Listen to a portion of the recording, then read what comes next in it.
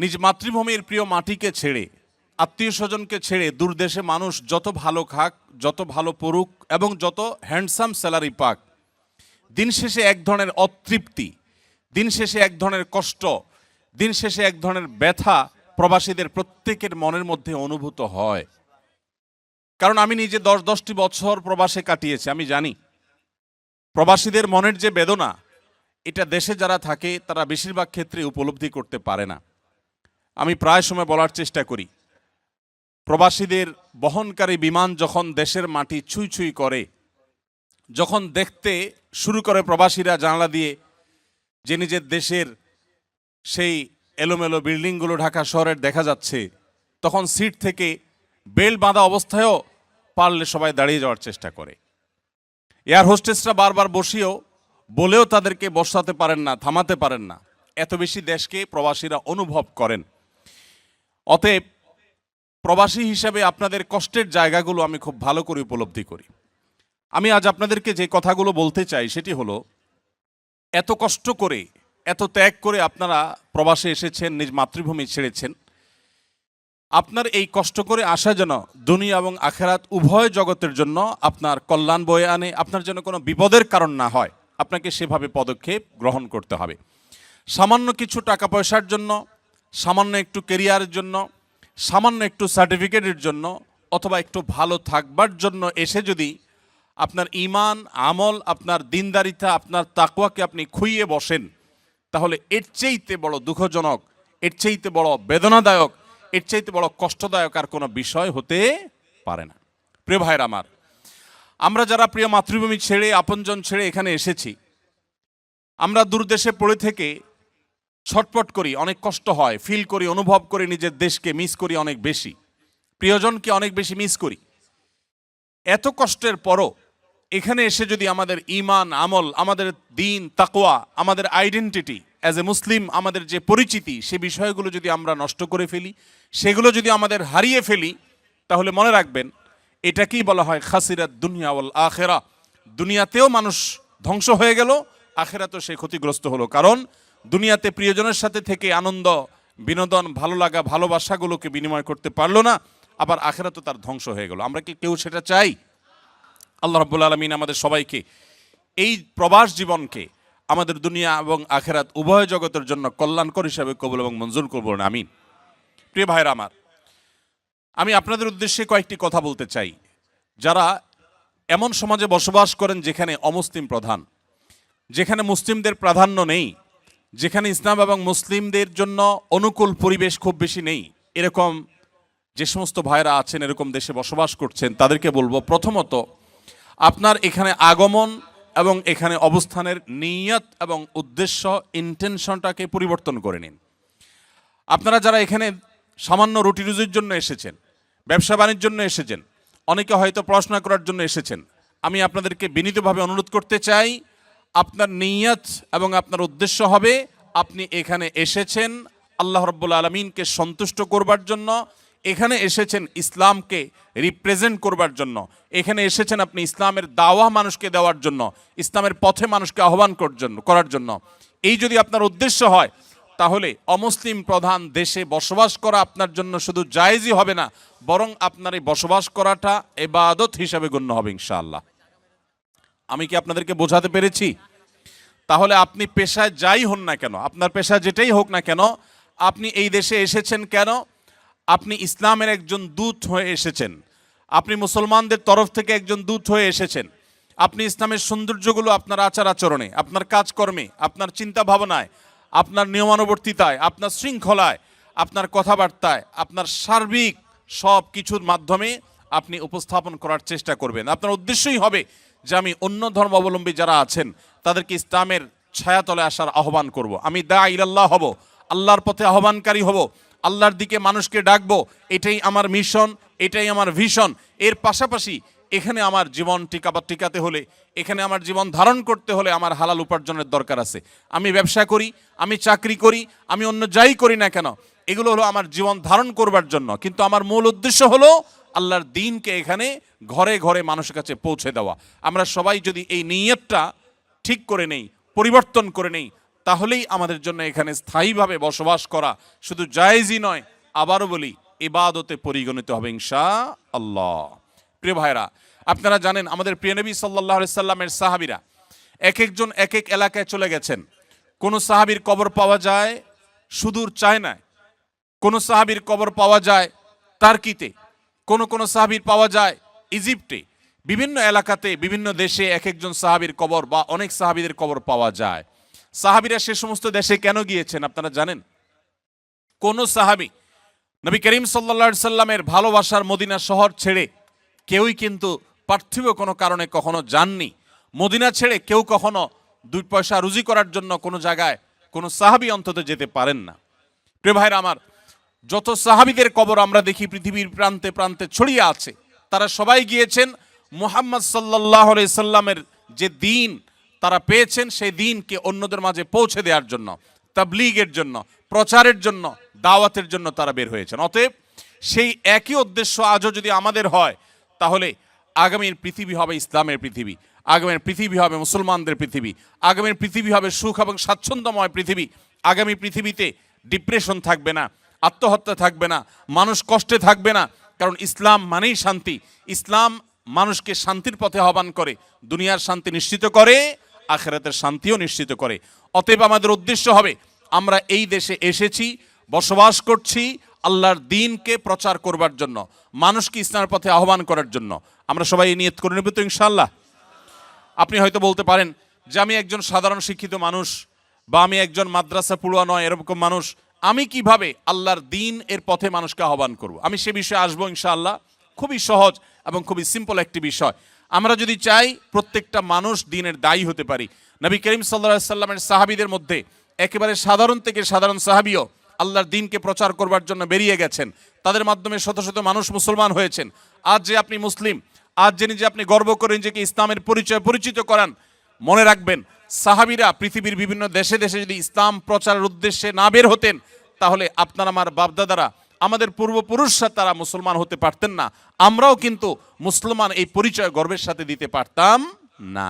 অতএব আমাদের আগামীর পৃথিবী যদি মুসলমানের পৃথিবী হয়, আগামীর পৃথিবী যদি ইসলামের পৃথিবী হোক, সেটা আমরা চাই, তাহলে আমাদের উদ্দেশ্য হতে হবে আদ-দাওয়াতু ইলাল্লাহ, বা আল্লাহর পথে মানুষকে আহ্বান করা।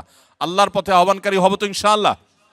মনে রাখবেন, আপনি একা ইবাদত বন্দেগী করে খুব অল্প পরিমাণ সওয়াব কামাতে পারবেন, কিন্তু আপনি যদি দাওয়াত দিয়ে মানুষকে ইসলামের পথে আনতে পারেন, যত মানুষ আপনার মাধ্যমে আসবে কিয়ামত পর্যন্ত, এই সব মানুষগুলো যত নেক আমল করবে, আল্লাহ রাব্বুল আলামিন আপনার আমল নামাতে সেই পরিমাণ সওয়াব দাখিল করাবেন, প্রবেশ করাবেন। এজন্য ভাইরা আমার, ইসলামের দাওয়াতের এই কাজ আমাদের প্রত্যেকের মিশন হতে হবে, ভিশন হতে হবে। আল্লাহ আমাদের সবাইকে সে তৌফিক দান করুন।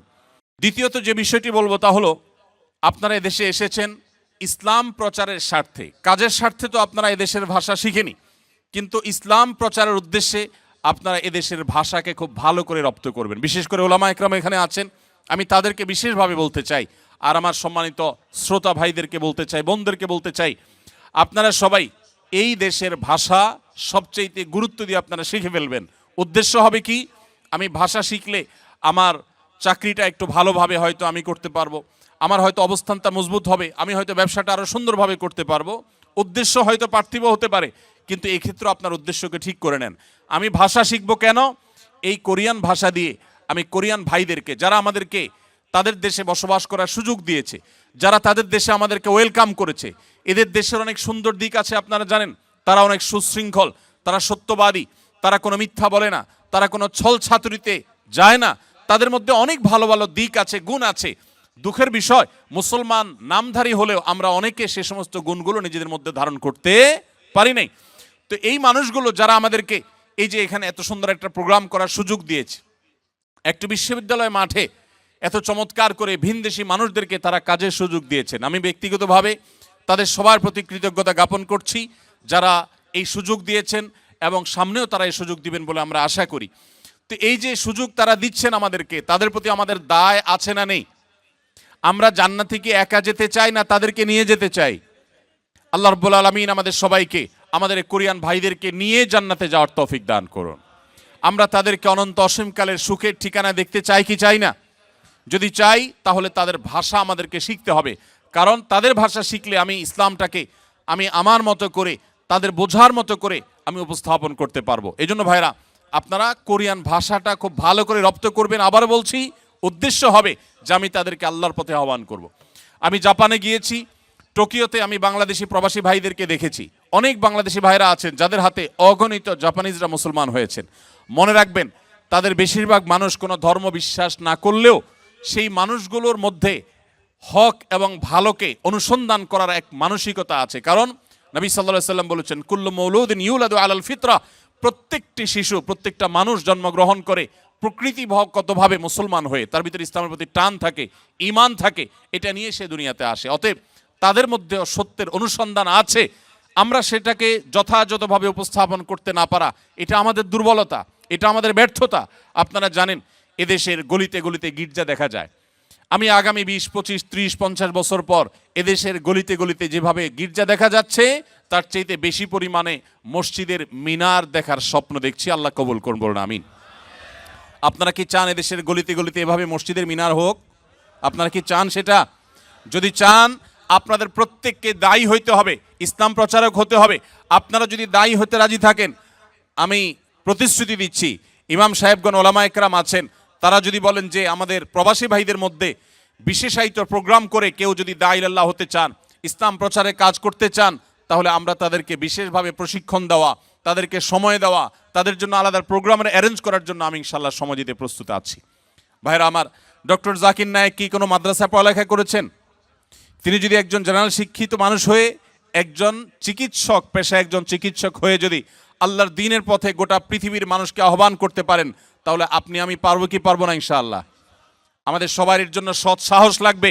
আমরা এক একজন ইসলাম এবং মুসলমানদের পক্ষ থেকে দূত হয়ে এই দেশে শেষ দিন পর্যন্ত আমরা বসবাস করবো ইনশাআল্লাহ। তাহলে দ্বিতীয়ত যেটি বলেছি, তা হলো এই দেশের মানুষের ভাষা আপনাদেরকে শিখতে হবে। আপনারা জানেন, এখানে অনেক খ্রিস্টান মিশনারি ভাইয়েরা, বোনেরা, তারা আপনাদেরকে কেমন আছেন বলে যখন প্রশ্ন করে, তখন আপনাদের কাছে অনেক ভালো লাগা কাজ করে, কারণ আপনার ভাষা তারা জানে, তাই না? এর চাইতে বড় দুর্ভাগ্যজনক বিষয় কি হতে পারে? মুহাম্মদ সাল্লাল্লাহু আলাইহি সাল্লামের উম্মত আপনি, আল্লাহর পক্ষ থেকে একমাত্র দ্বীনের ধারক আপনি, অথচ আপনাকে দাওয়াত দেওয়া হচ্ছে খ্রিস্ট ধর্মের। আপনি আপনার দ্বীনকে সুন্দরভাবে, সুচারুরূপে, অত্যন্ত চমৎকারভাবে এদেশে মানুষের সামনে উপস্থাপন আপনি করতে পারেন নাই। এর চাইতে লজ্জার, এর চাইতে দুঃখের আর কিছু হতে পারে না। প্রিয় কোরিয়ান প্রবাসী ভাইরা, কোরিয়া প্রবাসী ভাইরা, আমি আপনাদেরকে উদাত্ত আহ্বান করতে চাই, আপনারা সবাই যদি সজাগ হন, আপনারা যদি সচেতন হন, আপনারা যদি দায়িত্বশীল হন, আমার বিশ্বাস খুব বেশি দিন লাগবে না যে ইনশাআল্লাহ এদেশের মোড়ে মোড়ে, রাস্তা রাস্তায় ইনশাআল্লাহ আজানের ধ্বনি শোনা যাবে। আমরা সবাই চেষ্টা করবো তো ইনশাআল্লাহ। নাম্বার 3, মনে রাখবেন, ইসলামের পথে আহ্বান করবার জন্য আপনার মুখের বক্তব্য অথবা আপনার লেখনির চাইতে অনেক বেশি পাওয়ারফুল একটা মাধ্যম আপনার কাছে আছে। সেটা কি? সেটা হলো আপনার আমার নিজেদের আচার আচরণ, আমাদের কাজ কারবার, এই বিষয়গুলো অন্য ধর্মাবলম্বীদেরকে যেন ভাবতে বাধ্য করে যে মুসলমানদের দ্বীন এতটাই সুশৃঙ্খল, এতটাই চমৎকার, এই দ্বীন সম্পর্কে জানতে যেন তারা আগ্রহী হয়, তারা যেন কৌতূহলী হয়, তাদের মধ্যে যেন আগ্রহ জাগে, আগ্রহ জন্মায় যে ইসলামটা কি, তারা যেন জানতে চেষ্টা করে। এই জন্য ভাইরা, আমি আপনাদেরকে বলতে চাই, আপনারা এক একজন এখানে যারা আছেন, আপনারা প্রত্যেকে 2টি করে ডিপার্টমেন্টে আপনারা রিপ্রেজেন্ট করছেন। এক, আপনারা সবাই বাংলাদেশ রাষ্ট্রকে আপনারা রিপ্রেজেন্ট করছেন। আপনারা সবাই বাংলাদেশের আনঅফিসিয়াল দূত। অফিসিয়াল রাষ্ট্রদূত একজন থাকলেও আপনারা প্রত্যেকে বাংলাদেশকে এখানে রিপ্রেজেন্ট করছেন। অতএব আপনারা সবাই বাংলাদেশের দূত। বাংলাদেশকে তারা দেখে না, তারা আপনাকে দেখে। আপনাকে দেখে তারা বাংলাদেশকে মূল্যায়ন করবে। ঠিক একইভাবে গোটা বিশ্বের মুসলমানদের দূত হিসাবে আপনারা ভূমিকা রাখছেন। গোটা বিশ্বের মুসলমানদেরকে তারা দেখে না, তারা আপনাকে দেখে। আপনার আচার আচরণ, আপনার কাজ কারবার, আপনার নিয়ম শৃঙ্খলার প্রতি শ্রদ্ধাবোধ, এদেশের যে আইন রয়েছে, এদেশের যে নিয়ম রয়েছে, এদেশের যে শৃঙ্খলা রয়েছে, সেটাকে যদি আপনি সর্বাপেক্ষা শ্রদ্ধা করেন, মেনে চলেন, আপনার যদি সুন্দর লেনদেন থাকে, আপনার কাজ কারবার থাকে, আপনার আচরণের মধ্যে মাধুর্য থাকে, আপনার পরোপকার করার মানসিকতা থাকে, তাহলে মনে রাখবেন, তারা আপনাকে দেখে ইসলামকে জানার ব্যাপারে আগ্রহী হয়ে উঠবে এবং দিন শেষে মানুষ ইসলামের পথে আসবে ইনশাআল্লাহ।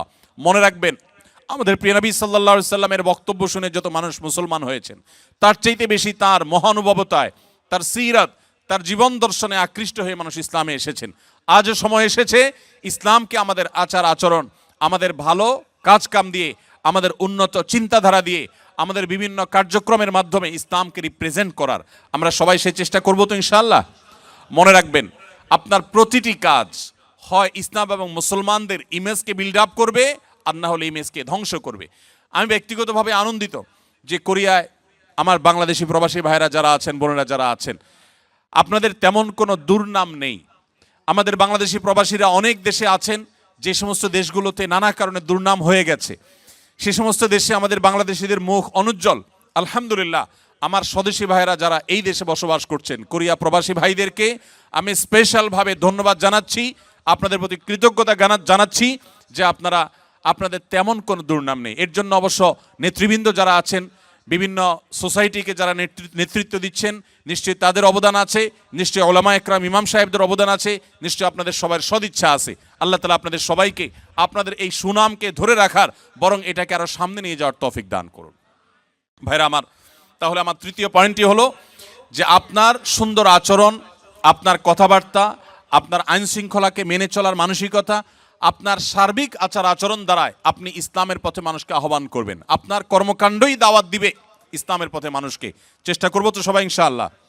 নাম্বার 4, আপনি প্রবাসে থেকে যদি আল্লাহর দ্বীনকে রিপ্রেজেন্ট করতে চান আর নিজের ঈমান আমলকে হেফাজত করতে চান, মনে রাখবেন, আপনি কিছু পয়সা কামাই করতে এসে যদি আপনি বেঈমান হয়ে চলে যান, অথবা আপনি ঈমানদার আছেন, আপনার ছেলে মেয়ে তারা বেঈমান হয়ে যদি চলে যায়, পরের জেনারেশনটা যদি ধ্বংস হয়ে যায়, তো এর চাইতে বড় দুর্ভাগ্যের বিষয় আর কিছু হতে পারে না। অতএব এই বিষয়টিকে মাথায় রেখে আমি আপনাদেরকে অনুরোধ করব যে আপনারা সবাই সবসময় চেষ্টা করবেন, সচেষ্ট থাকবেন যে আপনারা যেখানেই থাকেন না কেন আশেপাশে মসজিদগুলোর সাথে আপনারা ইনভলভ হয়ে থাকবেন।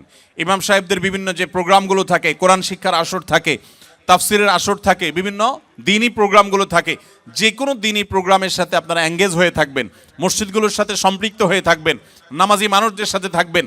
কারণ ভালো সঙ্গ যদি মানুষ অবলম্বন করে, তখন যে কোনো বিপদ আপদ থেকে, ঈমান হরণকারী বিষয় থেকে আল্লাহ রাব্বুল আলামিন মানুষকে হেফাজত করেন। এই জন্য নেক সঙ্গ বা সৎসঙ্গ এটা আমাদের ঈমানকে এই প্রতিকূল পরিবেশে টিকিয়ে রাখার জন্য সবচেয়ে সহায়ক ভূমিকা রাখবে।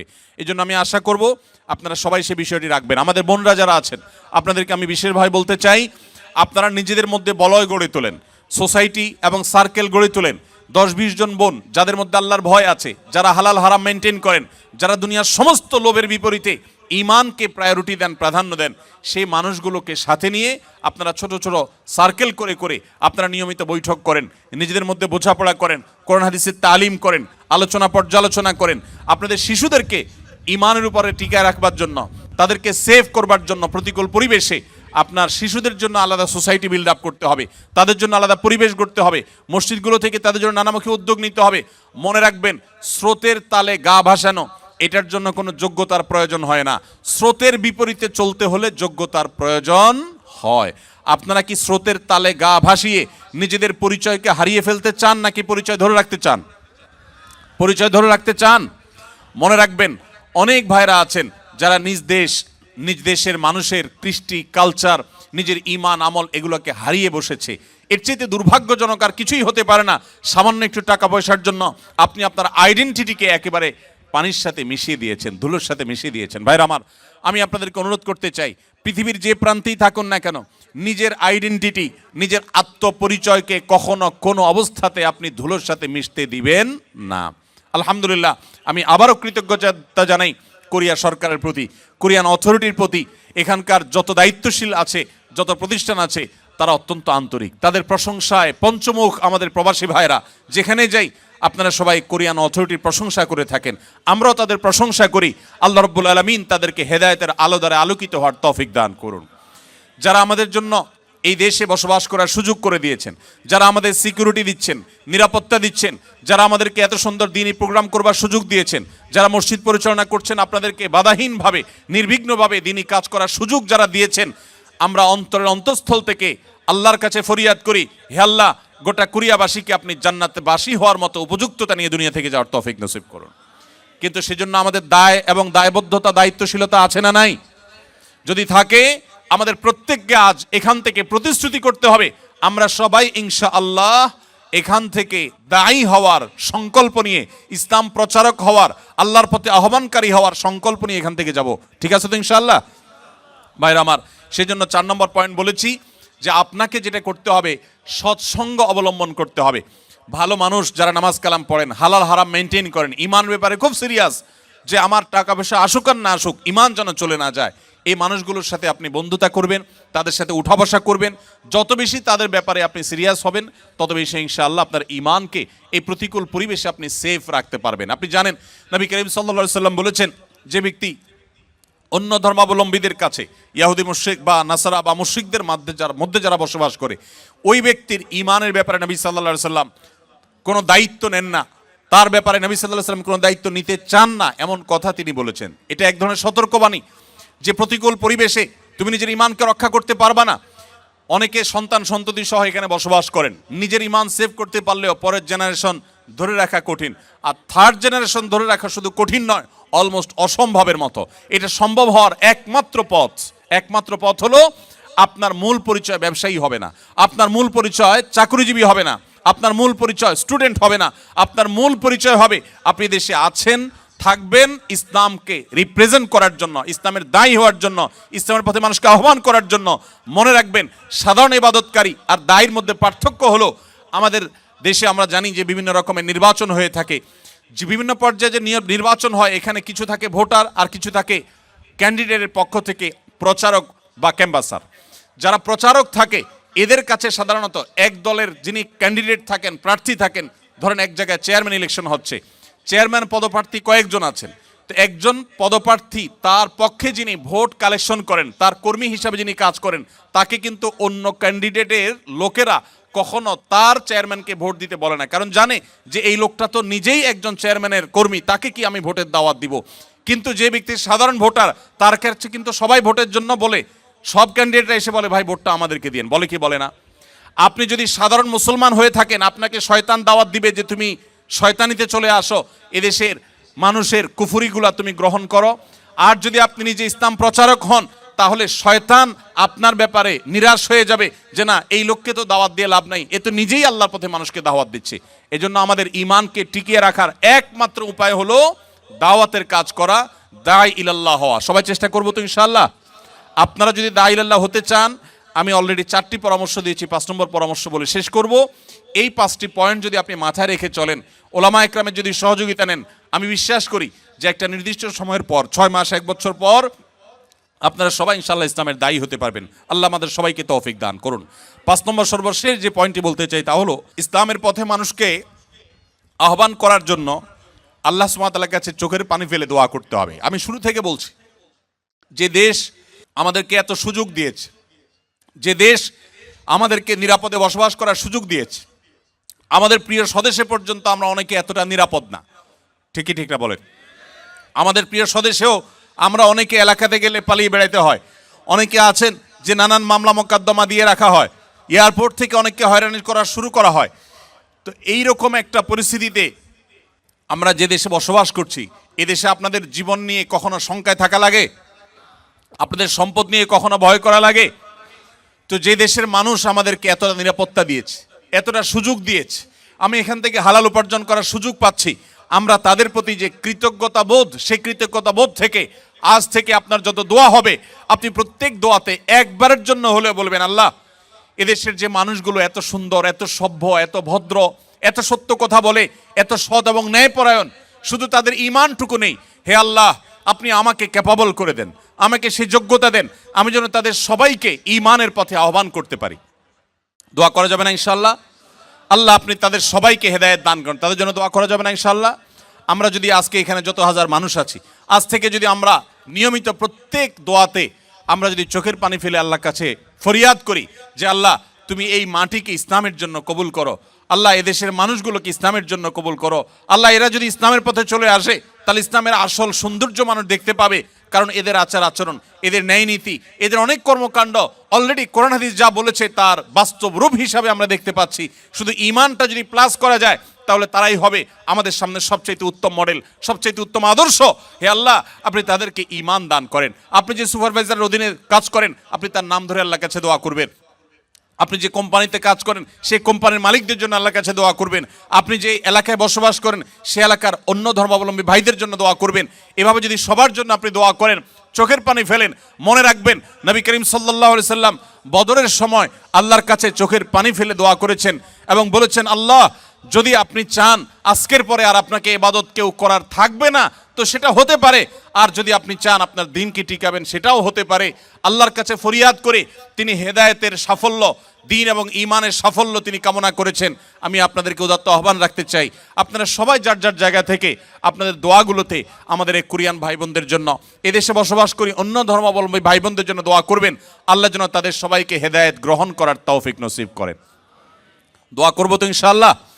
তাহলে আমি আবারও এক নজরে 5টি কথা বলছি। যারাই পৃথিবীর এমন কোনো দেশে বসবাস করছেন যেখানে অমুসলিমদের প্রাধান্য রয়েছে, যেখানে থেকে আপনার ঈমানকে টিকিয়ে রাখাকে আপনি চ্যালেঞ্জিং মনে করছেন, যেখানে প্রতিকূল পরিবেশ রয়েছে, যেখানে হালাল হারাম মেনটেন করা কঠিন, যেখানে পর্দা মেনটেন করা কঠিন, আমরা রিজিকের প্রয়োজনে সেখানে এসে পড়েছি, আমি তাদেরকে বলতে চাই, প্রথমত আপনার এই আসার উদ্দেশ্যটাকে পরিবর্তন করেন। টাকা পয়সার জন্য, চাকরি বাকরি বা ব্যবসা বাণিজ্যের জন্য নয়, আপনার এখানে থাকাটাই হবে আল্লাহর দ্বীনকে মানুষের সামনে রিপ্রেজেন্ট করবার জন্য, দাওয়া ইলাল্লাহর জন্য, আল্লাহর পথে মানুষকে আহ্বান করার জন্য, জাহান্নাম থেকে মানুষকে জান্নাতের পথে আনার জন্য, মানুষকে মুক্তির পথে দেখাবার জন্য আপনি আসছেন। এই উদ্দেশ্যটাই যদি আপনার মূল হয়ে যায় তাহলে আপনার ব্যবসার ক্ষতি হোক, দাওয়াত যেন ঠিক থাকে, চাকরি চলে যাক, দাওয়াত যেন ঠিক থাকে, আপনার অন্য সব কিছুতে স্যাক্রিফাইস করবেন, কম্প্রোমাইজ করবেন, কিন্তু দাওয়াতের কাজে, ইসলামের কাজে আপনি কম্প্রোমাইজ করবেন না। নাম্বার 2, আপনাকে যে দেশে আছেন সে দেশের মানুষের ভাষা শিখতে হবে। তাদের ভাষা যদি আপনি রপ্ত করতে পারেন তাহলে তাদেরকে দাওয়াত দিতে পারবেন।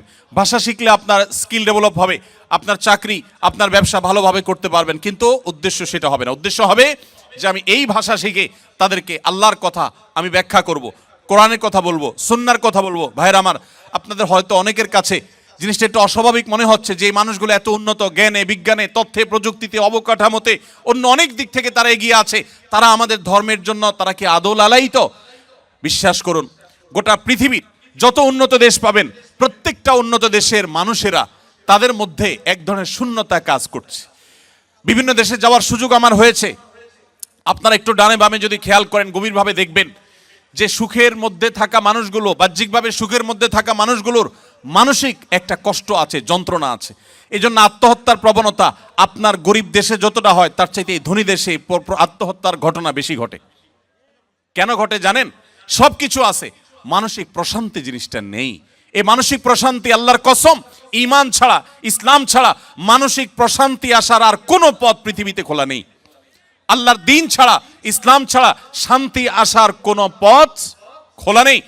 অতএব আপনার নিজেকে আপনাকে হীনমন্যতাকে ছুঁড়ে ফেলে দিতে হবে। আপনার মধ্যে আত্মবিশ্বাস থাকতে হবে, আপনার মধ্যে দৃঢ়চেতা চিন্তা থাকতে হবে, এই চিন্তা চেতনা থাকতে হবে, আপনার আদর্শিক এই বলিষ্ঠতা থাকতে হবে যে আমি এই যে দিনকে ধারণ করছি, আমি নিজে হতভাগা, আমি কপাল পড়া, আমি জানি না এই ঈমানের মূল্য কি, আমি জানি না ইসলামের মূল্য কি। যে ইসলাম নাই যার মধ্যে, তার টাকা পয়সা আছে, জ্ঞান বিজ্ঞান আছে, তথ্য প্রযুক্তি আছে, বিজনেস আছে, তার মধ্যে অনেক কিছু আছে, কিন্তু তার মানসিক প্রশান্তি জিনিসটা নেই। তারা এক ধরনের হতাশার মধ্যে থাকে, ডিপ্রেশনের মধ্যে থাকে, কারণ তাদের আসলে বলার কোনো জায়গা নেই। যে আল্লাহর প্রতি বিশ্বাস করে, আল্লাহ তাআলা বলেছেন যালিকা বিআন্নাল্লাহা মাওলাল্লাযীনা আমানু ওয়া আন্নাল কাফিরিনা লা মাওলা লাহুম। ঈমানদারদের অভিভাবক আছে, যত কষ্ট আছে সে তাহাজ্জুদে উঠে আল্লাহর কাছে চোখের পানি ফেলে দোয়া করে বলে, 5 ওয়াক্ত নামাজের পরে বলে, বিভিন্ন সময় 2 হাত তুলে বলে, মাবুদ আমি বিপদে আছি। তার একটা বলার জায়গা আছে। কিন্তু যারা আল্লাহর প্রতি বিশ্বাস নেই তাদের বলার কোনো জায়গা নেই। তাদের মানসিক কষ্ট নিয়ে তারা ডিপ্রেশন ভোগ করতে করতে তারা দুনিয়া থেকে চলে যায়। এই জন্য বলি, হীনমন্যতাকে দূরে সারেন। আপনার টাকা নেই, আপনার পয়সা নেই, আপনার বাহ্যিক আচার আচরণও হয়তো ভালো না, এজ এ মুসলিম যতটুকু হওয়া দরকার ততটুকু হয়তো না, কিন্তু আপনার ঈমান আছে, যে ঈমান হয়তো তাদের নাই। অতএব তাদেরকে ঈমানটা আমাদের ডেলিভারি করতে হবে ইনশাআল্লাহ। এই জন্য ভাষা শিখতে হবে। তৃতীয়ত বলেছি, উন্নত চরিত্র, সুন্দর আচরণ আমাদেরকে ধারণ করতে হবে। মনে রাখবেন, তারা আমাদের ধর্মগ্রন্থ পড়ে না, তারা আমাদেরকে দেখে। অন্য ধর্মাবলম্বীরা আমাদের ধর্মগ্রন্থ পড়ে, কিন্তু তারা আমাদেরকে পড়ে। ব্যক্তি আপনাকে আমাকে পড়ে, আপনার আমার কাজকর্ম, আমার উঠা বসা, আপনার আমার চলাফেরা, আমাদের সব কিছু তারা দেখে। এটা পড়ে তারা রিড করার চেষ্টা করে যে ইসলামটা আসলে কি, ইসলামটা কি, ইসলামের সংজ্ঞা তারা কোরআন খুলে পড়ে না, হাদিস খুলে পড়ে না, তারা আপনার চেহারায়, আপনার কাজে, আমার কাজে তারা পড়ে। অতএব আমাদের কাজ কর্মের সৌন্দর্যের সবটুকুন এখানে উজাড় করে দিতে হবে। এদেশের মানুষের যে সততা, নিষ্ঠা, সত্যবাদিতা, এদের মধ্যে যে ছলছাড়াছাড়ি না করার প্রবণতা, এই ভালো গুণগুলো আমি আশা করব যারা দেশে ফিরে যাবেন অথবা এখানে থাকবেন, এই ভালো গুণগুলো অর্জন করতে কোনো কার্পণ্য করবেন না। তাদেরকে আপনি ঈমান দিবেন, আর তাদের কাছ থেকে যে আখলাকটা অলরেডি কোরআন হাদিসে আপনাকে বলা হয়েছে সেটা আপনি ধারণ করার চেষ্টা করবেন ইনশাআল্লাহ। 4 নম্বর বলেছি, আপনার দাওয়াতের কাজের জন্য, ঈমানকে রক্ষা করবার জন্য প্রতিকূল পরিবেশে ভালো মানুষদের সঙ্গ, মসজিদ কেন্দ্রিক আপনি উঠা বসা করবেন। কখনো নামাজি আল্লাহওয়ালা মানুষের সঙ্গ আপনি হাতছাড়া করবেন না। সর্বশেষ আল্লাহর কাছে চোখের পানি ফেলবেন, দোয়া করবেন আল্লাহ রাব্বুল আলামিন আপনাকে, আমাকে, আমাদের সবাইকে প্রতিকূল পরিবেশে ঈমানের উপরে টিকে থাকার তৌফিক দান করুন, বলুন আমিন। আমরা চাই কিনা যে আমরা যখন কিয়ামতের দিন আল্লাহর সামনে হাজির হব, আমাদের পেছনে শত শত মানুষ লাইন ধরে থাকবে, যে মানুষগুলো আমাদের মাধ্যমে ইসলামে এসেছে, তাদেরকে নিয়ে আমরা জান্নাতে যেতে চাই কি চাই না বলেন তো? সবাই চান? কে কে চান একটু হাত তুলে দেখান তো। আল্লাহ আমাদের সবার হাতগুলোকে আপনি কবুল মঞ্জুর করেন। হে আল্লাহ, আমাদের সবার হাতগুলোকে আপনি কবুল মঞ্জুর করেন। আল্লাহ আমাদের সবাইকে জান্নাতে যাওয়ার তৌফিক দান করেন। শত শত মানুষকে নিয়ে জান্নাতে যাওয়ার তৌফিক দান করুন। আল্লাহ এই কোরিয়ার মাটিকে আপনি ইসলামের জন্য কবুল মঞ্জুর করবেন, আমিন।